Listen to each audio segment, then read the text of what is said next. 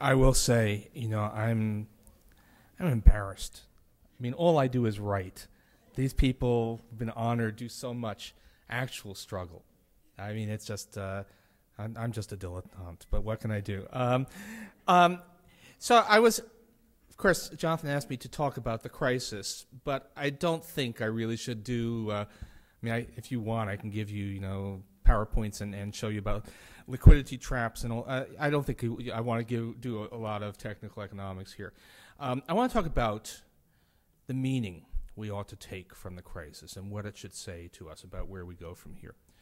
Now, we always do assign meanings to crises, or people try to. When something bad happens, everyone tries to turn it into a reason why whatever it was they wanted to believe is right. I thought I actually would tell you, I was at another event last week, and we were discussing the crisis, and one of the people there was attempting still to defend the free market, minimal government orthodoxy, and clearly you could see he was losing the argument, and so started saying, well, if we do it your way, we're going to go back to the stagflation of the 70s. Oh, I remember the 70s. And indeed, for people on the right, those few years of high inflation and unemployment at the end of the 1970s, play an enormous role in their, if you like, their sustained mythology.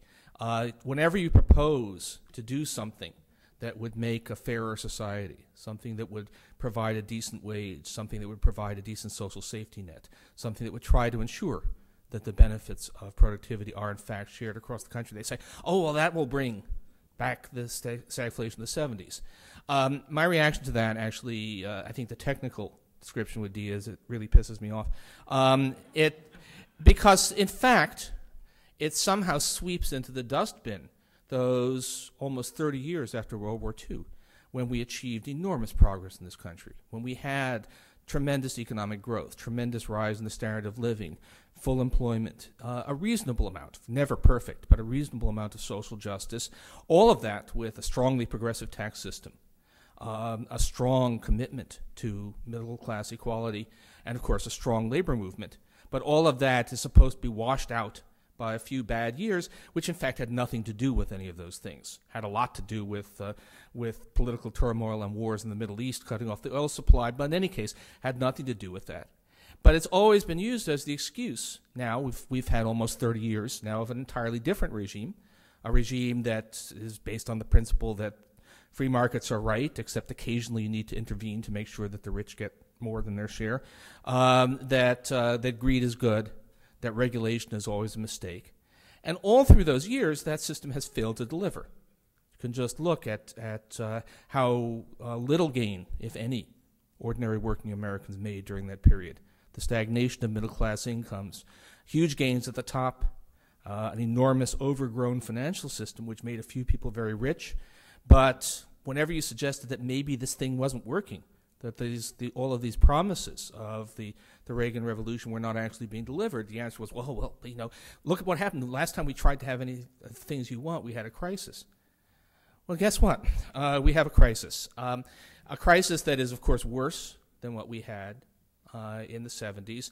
But more than that, it's a crisis that, unlike previous crises, had nothing to do with external events, had nothing to do with the fact that something went wrong and it was difficult to cope with.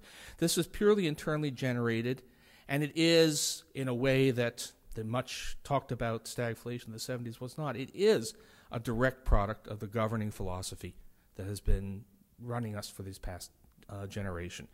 This is a crisis that came about because we were under the rule of people who believed that greed is good, that the market is always right, that you can't do anything to make society fairer and more secure.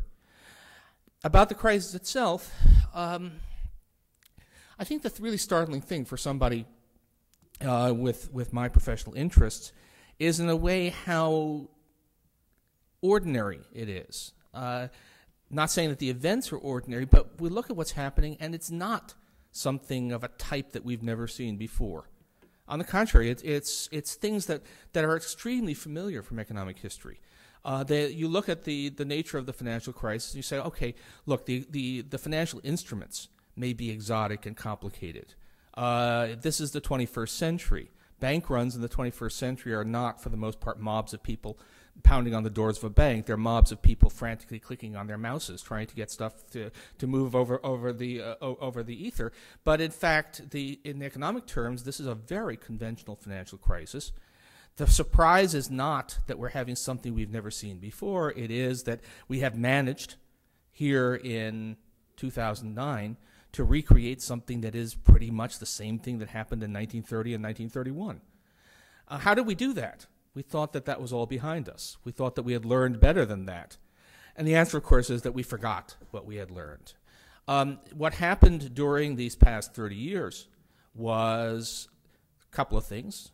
In a technical sense, people forgot that banking in any form, whether or not it actually looks like a conventional bank. It doesn't have to be a big building with a row of tellers. Anything that does banking functions is useful but dangerous and needs to be very carefully regulated and supervised. We forgot that institutions matter. There was a tremendous belief that if only we had wise people twiddling a few dials the right way, we could always count on Uncle Alan Greenspan to deal with our problems. Looking back, we realize now that the Greenspan era was an economy that lurched from bubble to bubble, but we had convinced ourselves that we had wise men. And of course, as long as you listen to the people who really understand how things work, that is, the bankers and the top corporate executives, because they understand how the system works, if you listen to them, nothing terrible can go wrong. We forgot how badly the sensible people misled the country in the 1920s, leading us into the crisis of the 1930s. And so we managed to have the whole thing all over again. This should be a learning experience. If we look at it, there's a great danger, I think, that we will, it'll be patched together with chewing gum and Scotch tape, and that people will try to go on the way they did before. But we really should not let that happen, partly because it'll come back. If we don't actually have a fundamental solution, this crisis will strike again, but also because this is really a chance to relearn some of the lessons about what it is to make a decent society. I don't think, actually, you can do better in talking about the lesson we ought to learn than to quote Franklin Delano Roosevelt, who said in his second inaugural, "We have always known that heedless self-interest was bad morals. We now know that it is bad economics." This is a situation in which the belief in untrammeled capitalism, belief in simply letting the markets rip, has turned out to be every bit as disastrous as it was 75 years ago.